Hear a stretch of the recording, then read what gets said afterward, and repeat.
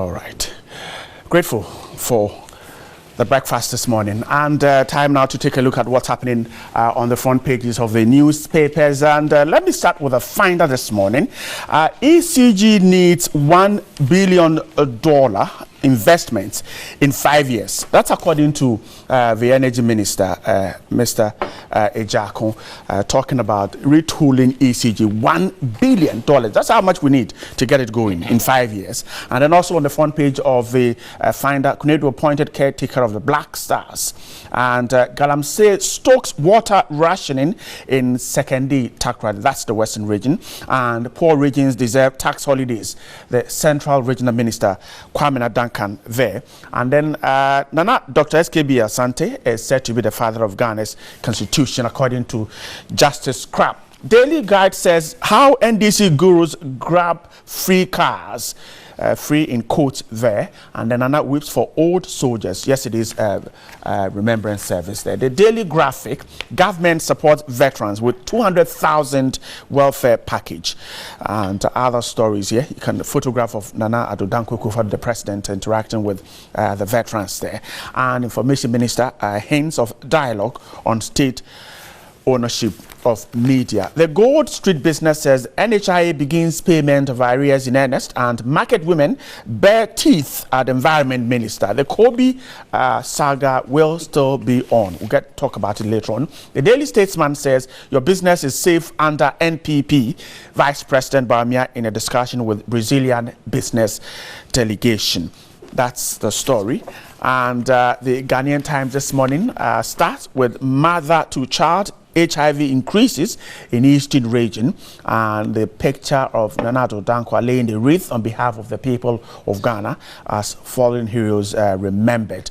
MP calls for relook at Transition Act to curb lawlessness. These are some stories on the pages of the papers with me here. My guest this morning, the Chief Executive Officer of CTFM, Samuel Atamensa, is with. Good morning, Samuel. Morning. Hope you're doing great. Very well. Good to see you. Good to see you too. Went for some rest back.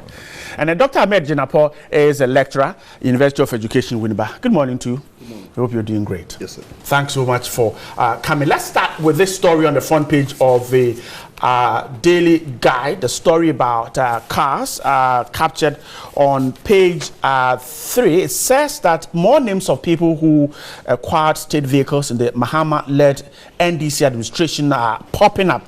We're told by the paper that about 250 people, mostly ministers of state appointees, chiefs, journalists, and secretaries, were said to have grabbed some of these state vehicles after the assets were privately auctioned for peanuts without any public participation. Now, we're told by the paper that the incident is generating heated political debate, with some suggesting cynically that the NPP government should take steps to push for the repeal of a law that allows politicians to acquire state properties, including vehicles. Now, the story goes on and says that Daily Guide currently has a list of all NDC bigwigs who benefited from the auction, and the document explains how some of the vehicles, which were barely 2 years old, were sold in clear breach of the law. We'll tell you more about that law later on, but let's start the conversation this morning. Dr. Jinapo, now, this issue has come up once again, but we can quickly refer to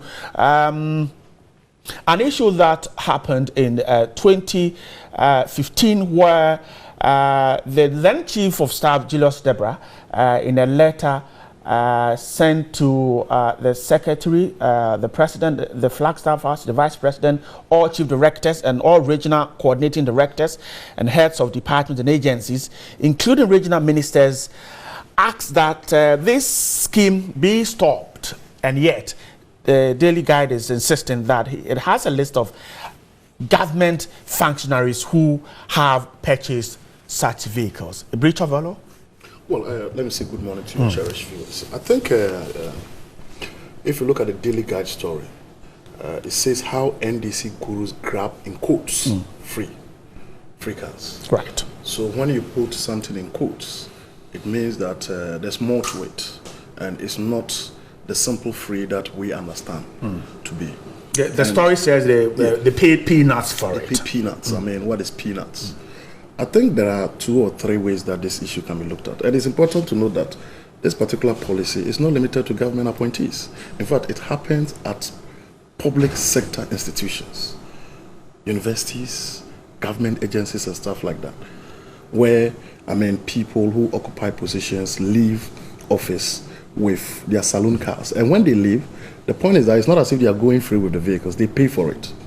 So as a country, we should sit down and look at it. One, the cost that the state, that it accrues to the state. For instance, if you go and buy, by virtue of occupying a position, you go and buy a Mercedes-Benz, an E-Class, the Benz is just a year or 2 years or too old. Because if you look at the vehicles, the years of manufacture and stuff like that, some of them are 2015. And you're allowed to take it home at a discounted rate. That becomes something that we as a people will have to look at in terms of the cost. Number 2, who does the pricing? Is the pricing done by, what do they call it, a neutral agency? Or the pricing is done by, quote unquote, people who themselves are going to buy the vehicle? You understand? The third aspect is that the former president did issue a fiat where he said this whole thing must be stopped. Right. And it was violated. The question that needs to be asked is, when the president makes a statement, is it a law? Do we have a law that exists relative to this particular means of acquisition of what vehicles? And what did we do in terms of trying to deal with it? So, yes, it's a political issue. It's a political issue in the sense that it goes down to the issue of morality, where you've been in power and because you are leaving office, you purchase a vehicle that belongs to the state. I think this provides us an opportunity to take a decision as to whether we want to continue with it or not. And if we do not take that decision, I can tell you for a fact that the time that MPP will be leaving office, this same thing is going to come up. Because if you remember, in 2009, certain MPP members and officers were chased because they were deemed to have taken state vehicles. If you ask me, I don't subscribe to people leaving office with state vehicles. I don't. In the sense that if you are a minister, there are 2 things. You are a minister because you are there to serve. Number 2, you are given all the remuneration that accompanies the office that you occupy.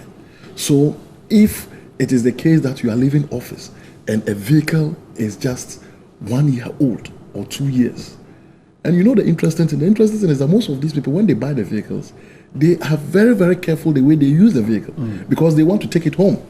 You understand? And if you read the story, if the story is something to go by, what we are being told is that it's not only ministers who took those vehicles, chiefs and other people who technically should not benefit from it. So I think this provides us an opportunity as a state, and I will want to hear it from the current administration, what it stands for when it comes to this particular policy. If you ask me, I think it should be scrapped because it is being abused. Samens, so this is a directive from the presidency. It says that we're asking you to enforce the directive and also to advise them to cease sending applications on the subject to this office. So because it was a directive, it was flouted. Obviously so. They just flouted it. That's what happened. Because, the vehicles were not in a shop or in a showroom somewhere, for which purpose somebody would just wake up, disregard the president and go and buy. It was still, they were still within the confines of operational vehicles. Yes. And so it's a functionary who may have given the permission for people to buy. Indeed, they bought and gave the money, and the money came back to the states.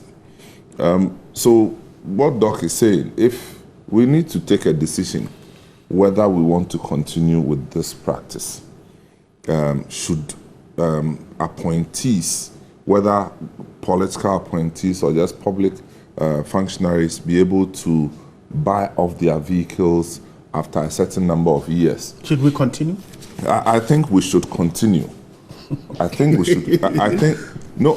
I think we should continue.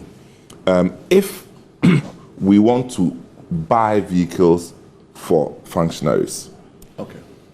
But the other side is, let's stop buying vehicles for functionaries and pay them well enough to buy their own vehicles. That is implausible. Now, if we want to buy vehicles for them, then after 8 years, they should buy it off. Because I don't want you to use the vehicle for 8 years, then when I'm taking over, I come and use a vehicle that you've used a vehicle every weekend to travel to your hometown for festival and everything. The bone shaker vehicle for me to come and use. Me, I don't want that one. So that is not fair. Now, what is also not fair is when people know that their term is about expiring, they commit the state to purchase of vehicles 1 year, 2 years, and then they convert it so that they buy.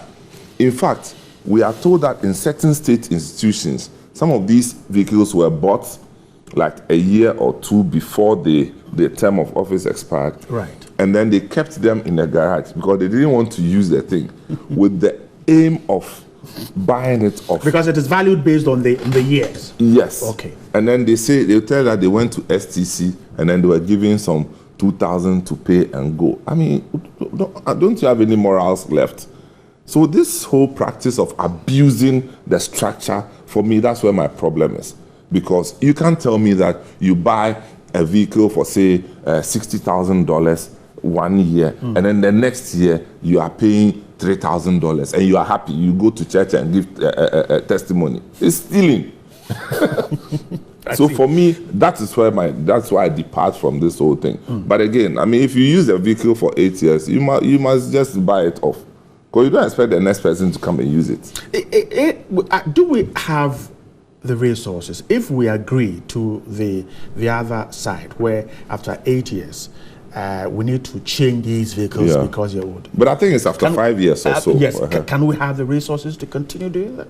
No, it's not about resources. You don't have a choice, because you see, to maintain an older car, a vehicle of such nature after 6 years, you are better off buying a new one.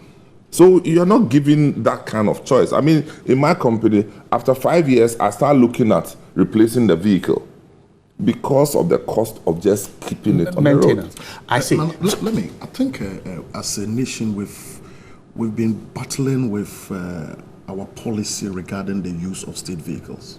If you remember, not too long ago, President Mahama appointed somebody to be directly, is it? Vincent Kwabenu. Yeah. To be directly responsible for state vehicles. I mean, registering them and giving them a special number plate. And the reason that this appointment was made was because there's abuse of what? State vehicles. I find it quite pathetic that a nation like Ghana, when we have a handing over or a change in government, there's brouhaha about vehicles. Somebody trying to steal vehicle, somebody trying to buy vehicle. I think it's an indictment on us. In the sense that Summers is the chief executive officer of a private company. When he's leaving, is he going to take what do they call it? The vehicle that he uses? I guess not. And you don't have to buy it. I agree. But even then, you should be able to account for every vehicle that you have in that organization, even though as small as it is. So this tells you that, look, when it comes to our data keeping system relative to government, it's a mess. Because how could it be that vehicles, we are talking of vehicles, we are not talking of computers, we are not talking of files, we are talking of pen drives. Or pen drives. We are not talking of data. I mean, we are talking of vehicles. It cannot be accounted for. So, look, we have a present dispensation, which is the NPP administration. I would want to see the NPP government try to fix this problem. It shouldn't be recurring. It occurred in 2009, if you remember. In 2000, I think we had those challenges. I thought this time we should have been able to more or less, if not address it. At least there should have been some kind of work done on it. But it looks as if it's even more messy now than it used to be. I want to see this current administration come out with a policy. I think, Doctor, the people have bought it and they have gone. No, even beyond if they bought it and they knew what they were doing. Right. It's an abuse of the system. That's what I'm saying. Yes. If you remember, do you remember that there was a point in time where we couldn't account for the number of vehicles at the presidency? That's right. Which I thought shouldn't have been. Is it an abuse because of the rate at which they bought them? That's what you're saying. It's an abuse because there's a structure. There's a structure in place. If you want it, it must have been of a certain number of years. You must have gone through a certain procedure to acquire it. Right. And I'm saying that they have flouted everything. So it was done illegally? So that people have decided that for as long as I have paid money in exchange for the vehicle, regardless of how much money, I am gone, I'm the new owner. With the money. And that's what is happening. But the thing is that what will be the motivation of the new government to go chasing after people who indeed have paid a certain amount of money? Right. For because the vehicles. you go and buy, you go back and seize the vehicle. What are you going to do with it? I think their effort, as you rightly say, should go into streamlining the system for the future. If you say streamline, how do we deal with it? No, what's the policy? If we have a policy, let's streamline means that let's live by the policy. Do we have to buy? If we have to buy, how do we go about it? And let's just stay with it. If we don't have to buy, let's come back and say that, well, there is no such entitlement. When you are done, we take all the vehicles and take it to the open market in other countries, even right here. Auction. The high commissions and the embassies, when people finish their turn, the official vehicles are placed on auction so that open market for everybody to buy. But if our people want to buy, shouldn't they be the first option? You should be given the first offer of refusal, right. of course, if you want to.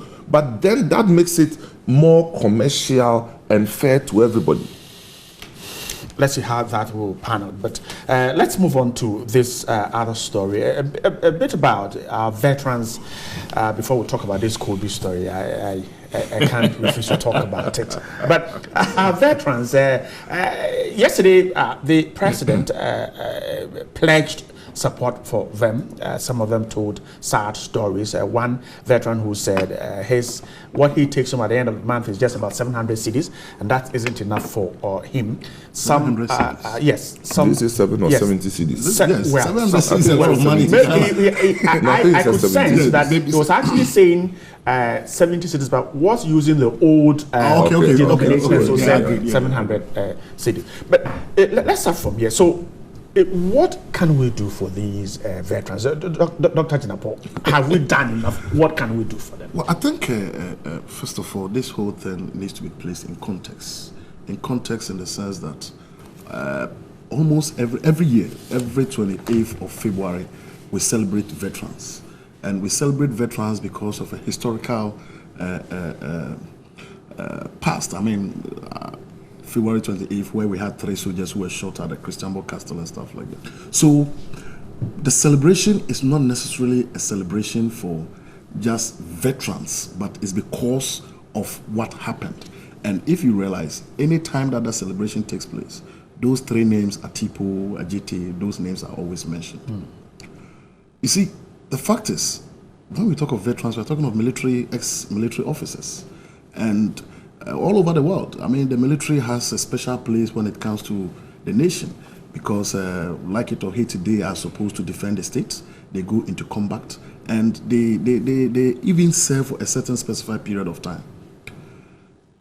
The question that you posed, whether we are doing enough for veterans, I will say we are not doing that much. We are not.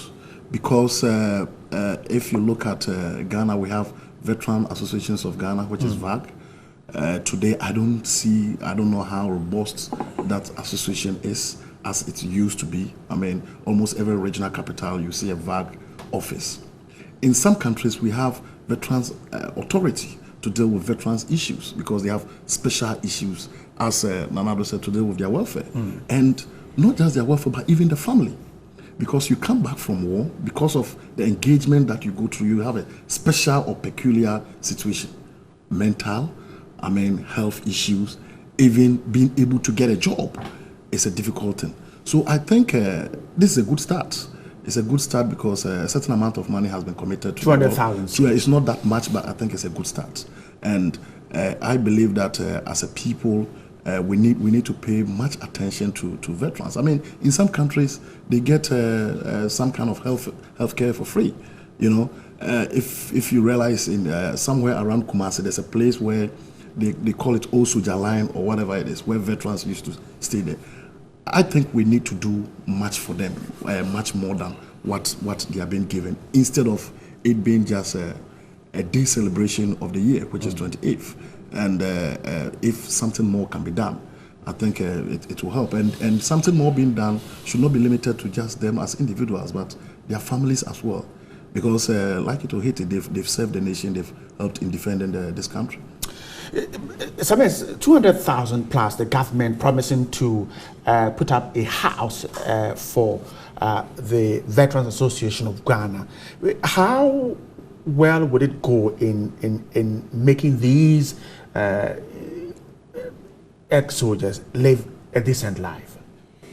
Well, I mean, I don't know the context of this 200,000, whether it's just to alleviate for their welfare, a current situation, or it's something that is going to be every month or every year. I don't know, the context. So it's difficult to really posit on that. But having said that, I'll take it from where Dr. Left off. I think we have a bigger challenge as a third world country in taking care of our aged. So the welfare system of our aged is a problem and is a big challenge.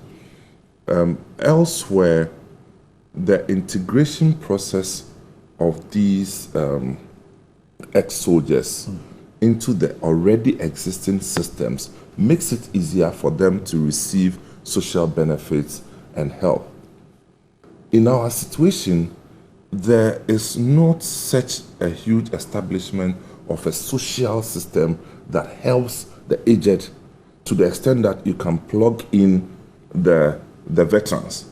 So then you have to now take them as a unit and then try and, run policies to help them. It will not be the first, and I am sure that it will not be the last time. We have seen where you think Senate is not good enough? Don't even talk about Senate yet. That's another story for another day. But you see, these, as I said, these are persons who have worked and sacrificed their lives, in some cases to the peril and perishing of their lives. And there are unnamed soldiers that nobody is even talking about. Unnamed.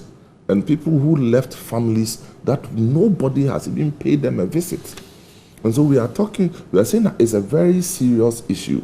But do we look at the welfare of the aged in our society so that we can plug in the veterans, or we still want to every year do a ceremony where we go and encourage them and go back to our normal way of doing things? And I think that we should review the whole welfare system for the aged first, so that it will be easy, because they are in a very lonely place. They are in a very, very lonely place. You see where the Golden Tulip is now. Right. If you move from the Golden Tulip Hotel towards the Opebia House. Legend Village, you're talking about? That's the Legend Village. Right. This is where they used to be. And it was a pitiful sight. So if your father, your grandfather committed themselves to fighting on behalf of the nation only to be treated this way, how would you feel? And as we say, we will all grow one day and become the elderly in society. So the treatment and the preparedness of the welfare situation that we give to these guys, it's only a matter of time. We will grow to inherit it. So the better we do now for all of us. And I'm saying that we should look at the general welfare of the aged in society, so that we can plug in these guys for everybody to be happy. Right, and I think when you talk of veterans, you're looking at the military. I mean, you're talking about military veterans. And in some jurisdictions like the United States, they have a whole sector ministry, that looks Secretary for Veteran Affairs. And if you've been somebody who has followed the U.S., elections, veteran issues always play out. If you remember Hillary Clinton and Trump, there was this Indian who, with the wife, and one of the reasons why she was held high was that his son was a veteran. I mean, he went to Afghanistan and stuff like that. You take people like John McCain. He's been recognized because he's a veteran. I mean, Kerry and all those people. He's fought for the United States. And the point is this. The point that I'm trying to make is, I think there's a constitutional requirement for them over there. At the Yes, time. So. that is it. The fact that I'm trying to make is that when you take the military and you take veterans, they signify something, a sense of patriotism and discipline. Patriotism. You have somebody who commits himself. Of course, with them, the rationale and the objective for entering into the military probably is different from ours. In Ghana, somebody may enter the military because he wants to get a job. But in most of these countries, they enter because they want to serve.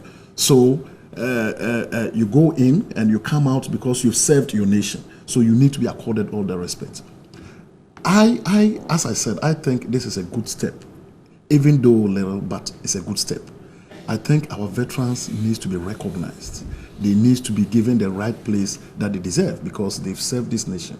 And I'm told that there's a hospital that is going to be built for them. I think it's a good start because one of the biggest challenges, if you ask anybody who knows much about them, issues of health. Because the military in itself, by its nature, you are detached from society. And as some men rightly say, how to come back into the society after you've left the military, which you have to. In itself, is a psychological challenge. You understand? You've gone to war, you've seen people being killed, you've been shot at and stuff like that. You come back. How to adjust?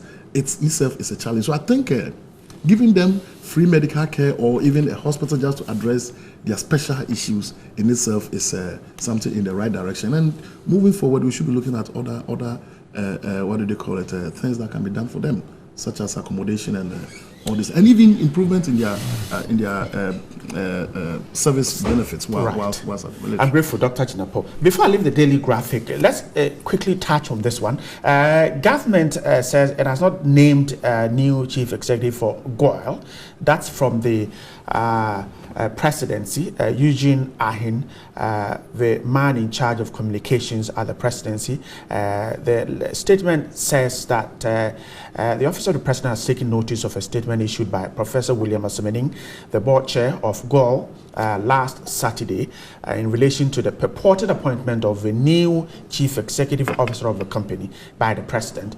Now, the presidency is unhappy because it thinks that that statement would have been issued after hinged on concrete evidence in the form of appointment letters and not mere speculation and conjecture by an online publication. The statement by the board chair was unfortunate and completely needless. That's how the presidency describes the statement. Samuel, let me begin with you. The information was let out somewhere last week, and then the reaction from the board chair of the of Ghana Oil Company Limited. Now, what is the missing link here? The presidency not reacting to the professor's statement early enough, or the professor jumped the gun in this situation? Well, I'm not so sure if I'm apprised of this particular issue properly, but so this professor is the board chair of GOIL.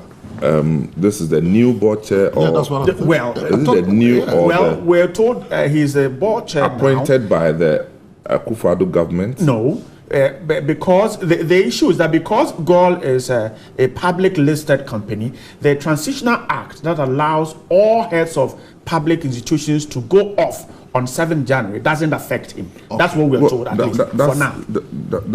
I just want to know who appointed him. Well, he's been there under, I think, President Mahama. Okay, so President Mahama appointed him. Okay, that's fine. So, and his issue is that, which one is his issue? A new chief executive was named by who? By the new president, Nana Addo, and he thinks that it's a breach of the processes because GOIL is a public listed company, and he thinks the issues are different from a fully public entity. Well, then I'm sure it's work in progress. We'll see at the end of the day what happens. I mean, if that is what it says, I don't have the details, so it's difficult to say to talk much about it. He says that this is a public listed, and if he says that, it is right. It's listed. Right. And so if you have to remove somebody, there has to be a process. It's not just one letter to another. So if indeed, and then Eugene has also come to say that has not named he has not named. So I don't know where he got his information from. And if the president has not named, and Eugene Ahin, who speaks on behalf of the president, says that the president has not named them. He hasn't named. I'm grateful.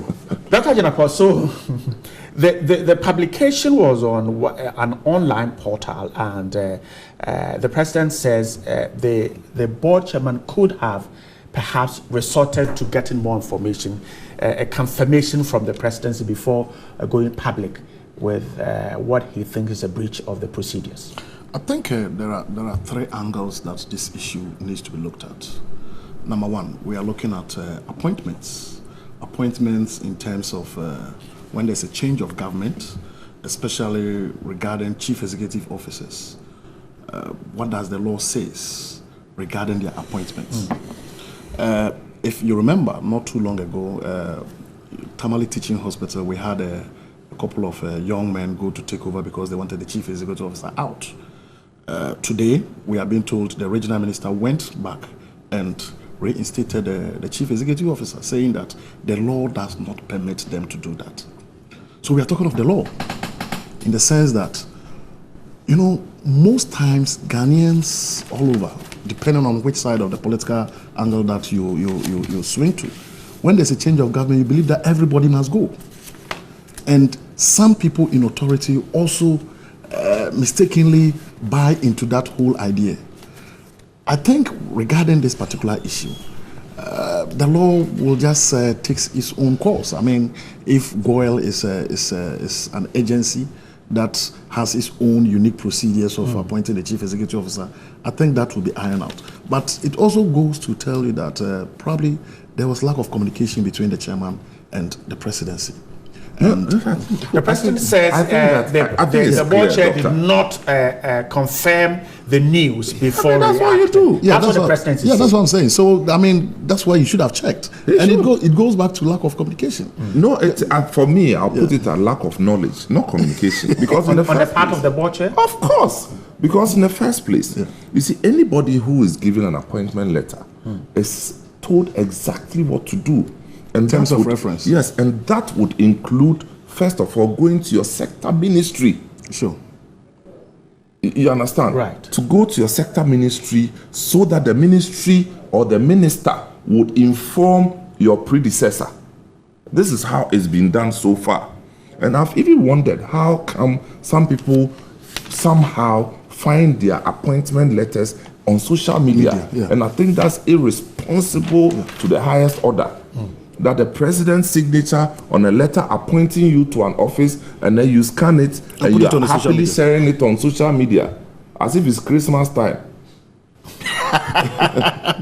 You understand? And I will condemn it today. So if I get a position, I'm excited about it. If I become the chief executive of City FM, I should be. I'm saying that putting out the letter that has the president's signature on social media, if that's the way of expressing your joy, then you have to be examined. It's a bigger problem because all right. it bears. I mean, you don't know where it will go to. In these days of all this cyber fraud, you don't know how far it will go. It has the president's signature, and it is addressed to you. But is it the president who normally signs? I thought his secretary. His secretary always is the one who. No, well, I'm not talking about. I have seen on social media with the president's signature. Right.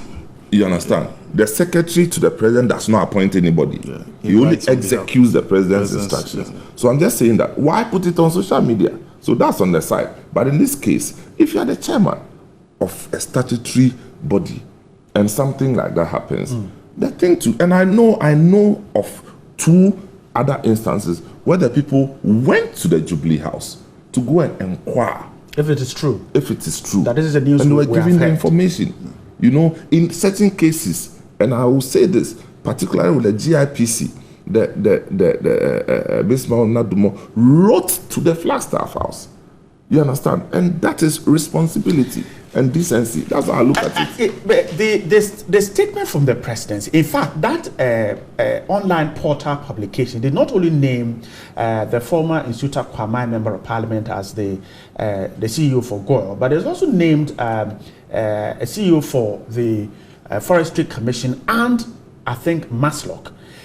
But the statement is only denying that of GOIL. Maslock is not listed, so so perhaps that one could go through. No, but I'm coming. So the point is that there's a particular statement. There were 3 persons. I'm coming. One statement. Of course, the appointment letters, or the appointment letter is not going to name 3 persons. There are 3 different appointment letters. I'm talking about the story from the online portal. Yes. It's possible that the 2 could be correct and 1 is wrong. There's nothing wrong with that. Okay. And that's a story. It's a story. It's not a statement. It's a story. So if, let's say, Daily Guide publishes a publication that you, Samens, and myself have been appointed to 3 different positions, and I want the bigger position.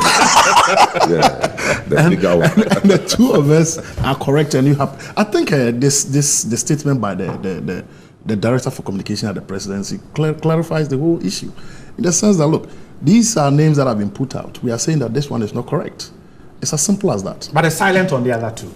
Well, it's silent because there's no beef about them. Okay, those ones are correct. No, I mean, because those ones are. Has anybody complained? Nobody has complained. There's no problem about it. That's why it hasn't. Well, but usually it's important that you clarify everything, because we media, we are hungry people. We are hungry. We want to take the news, even in the uncooked state. We want to take it away before you let it out. Yes. All right, I'm grateful. Let's go to the finder before we do the Kobe. Now, ECG needs $1 billion investment. Dr. Jinapo, I had this issue of ECG's investment. I remember when I was about 15 years old. We're still talking about ECG's investment. Now, is it investment or efficiency? Will investments necessarily bring efficiency? Well, I think the ECG issue, I would say I don't have the facts relative to what is necessarily the problem regarding ECG. In fact, what we've heard in the public domain has been that ECG is being owed. Most especially by government, and as a result of that, they do not have the money to more or less work efficiently as expected of them. In fact, when you look at the chain, it's not only ECG who is being owed. You look at the chain. VRA owes. I mean, government of Ghana owes certain countries such as Ivory Coast. So it's a long chain.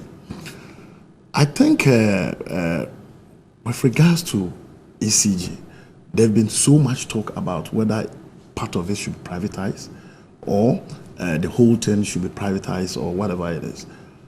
I don't know whether $1 billion is what is going to be between 1 to 5 years. That's what I don't know. The energy minister said. I think to replace obsolete infrastructure. That's the deal here. You see, right? The fact is that if even you pump $1.5 billion into ECG, and still ECG is not able to generate income that more or less is supposed to be paid, within 2-3 years, I think we are going to go back to square one. In the sense that this money that we are talking of replacing obsolete, what do they call it, materials and stuff like that.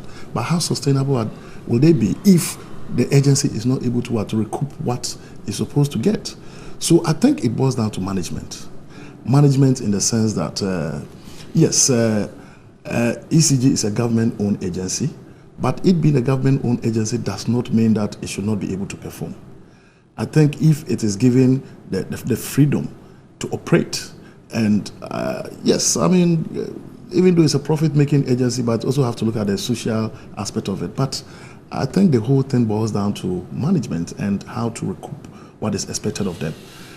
1.5 billion, right, if you look back, we've invested so much money in ECG some time back, but we still are where we are. I don't think the whole issue is limited to ECG.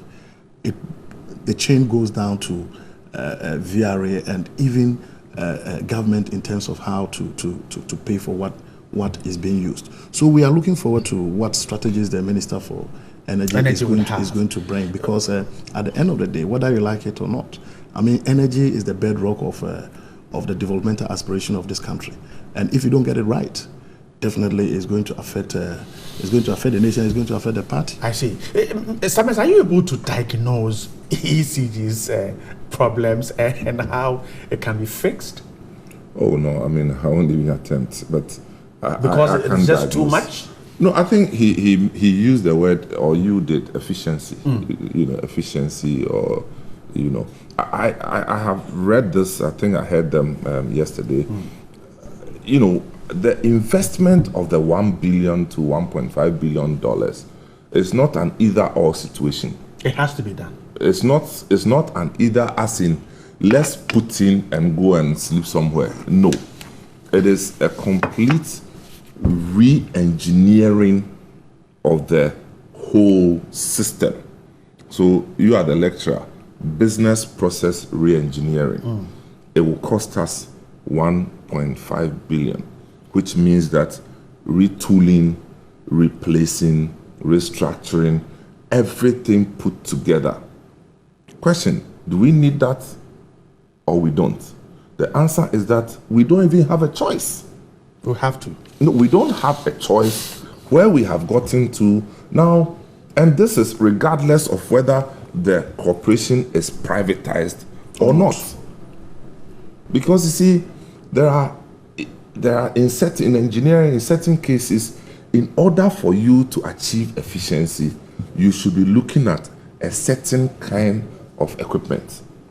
Because some of the old equipment are actually inefficient in the process of in the operations. So replacing inefficient machines, replacing obsolete machines, retiring people that are of age, retiring vehicles, you know, is a whole gamut of things. But I think that it is a wise investment of this 1 billion and a complete business process re-engineering of the whole ECG as an organization that will take us to the next level. Otherwise, Gridco will do a good job, VRA may do a good job, but whoever will do a good job, but this will be the weakest link. So if ECG is doing a good job, Gridco, VRA, then the whole system will be put back on track. I see. Would that then need private investments? If you remember, when Mr. Boacheja was being vetted, he made a point which I find very curious, that ECG, when they are giving power, they account for the one they've sold. Right, not the one they lose. Not the one that they've been given. Yeah. You remember that? Yeah. And I don't blame them. I don't think that if indeed that's were the case, they wouldn't be doing it on purpose. It is part of the loopholes that we need to start covering. For instance, you've been giving 1,000 megawatts or whatever megawatts of power to distribute, and then you throw 500 away and then come and account for what your systems will capture. So that goes back to the fact that, so if you were giving 1,000 and 500 is gone, investing 1.5 billion, what is the guarantee that the and I'm saying that it's his business process re-engineering. It's not go and throw it there like a bank and go away. And just watch. It is auditing the whole system. The 1.5 is supposed to make sure that they account for the 500 that is lost. No, the 1.5 is block to the inefficiency, block the everything. inefficiency, and then we can then recover even the losses. the losses. Wipe out redundancies in the engineering system, everything. So I think that for me, we lost the option long ago. Where we are, we just have to invest in it. Now, whether it's private, now question, my big question is that, is there a private entity that will be prepared or is capable of raising this 1.5 billion in the number of years that we are looking at in an efficient manner so that it will bring value to us as a country? If we have, then we are in luck. If there's a private entity that can do it on our behalf, we can go back home singing. But if we don't, then we don't have an option. We still need to go and battle that and see. All right, I'm grateful. Now, Gold Street Business has a story. Let's wrap up with it. Market women bear feet at the Environment Minister. The Kobe issue is here. Members of the Inland Fish Mongers Association, mostly dealers in the dried and salted tilapia Kobe in Accra, have issued a statement threatening to stage a demonstration against the Minister for Environment, Science, Technology and Innovation for comments he made suggesting that formalin, a chemical used in the preservation of the dead, is being used to treat and preserve the fish before being offered for a sale. Dr. Chinapo, this is a timely notice to those of us who cannot spend a day without eating Kobe. Well, I think first of all, I happen to have read this story somewhere, but I didn't know the context in which the minister spoke. And I stand to be corrected. I think the minister came back to say that he was misrepresented or something of that sort. But you see, when you occupy a position of a minister, and especially you look at a person of the pedigree of Professor Frimpong Boateng, whatever he says is going to be looked at with weight. So if a professor of his stature says that Kobe eating is something that can be dangerous to your health, people are definitely going to give it attention, and that is why it's been given the attention in the newspapers. And I mean, you have market women more or less reacting to it. I will not make a statement to either affirm what he has said or to deny it, because a statement of this nature should be based with scientific research and scientific proof. If it is the case that Kobe, as we eat it, comes with certain problems and they are proved scientifically, then there's nothing wrong with us. There's nothing wrong with us taking what do they call a step back to reflect and. So why? Oh, doctor, this is funny. But Kobe is salt. No, but Kobe Professor, is salt. Yes. And this man is a heart surgeon. And salt is affecting your heart. It's just as simple as that. So what is the point? The point is that my point is that you don't even need another scientific to know that you eat excessive intake. Excessive. That is the point. Course. Excessive. But listen, when you take Kobe, I'm coming. What is just talking about excessive salt? He says the women are using formalin, but what deadly if chemical. No, what if indeed they are using formalin? Well, that's where he. No. We are not talking about the Kobe person. We are talking about the formalin. Kobe is not the fish. Yes. Kobe is the processed fish. Yes. And the process through which you go to arrive at the Kobe is what he's complaining about. Right. Because if it's formalin, then it's not good for you. Agreed. We don't need another research. Agreed. Let me make my point. The point is this. Kobe, as it stands, a proper made Kobe, which is tilapia with salted fish. Yeah, man. It does not have any chemical substance such as formalin. Right. And it is processed, you eat it, and before you use it to prepare food, I mean, you don't just put the whole, you soak it for the salt to. So if all things being equal, so that you open the side, that is what I'm saying. And all things being equal, if you have a Kobe that is properly done, is it dangerous to your health? That's not. It's not. That is the question. He qualified it. That is what I'm saying. So but it's misunderstood. Look, we can translate this thing to the palm oil situation. Yes. I mean, palm oil, we all know what palm oil is. Sure. But some people started putting all sorts of coloring and additives into the thing. But thing is that you, the street purchaser, you wouldn't even know. What is it? So as an environment minister, he has a responsibility for public safety as well. Sure. So it's okay to caution that be careful with this Kobe thing.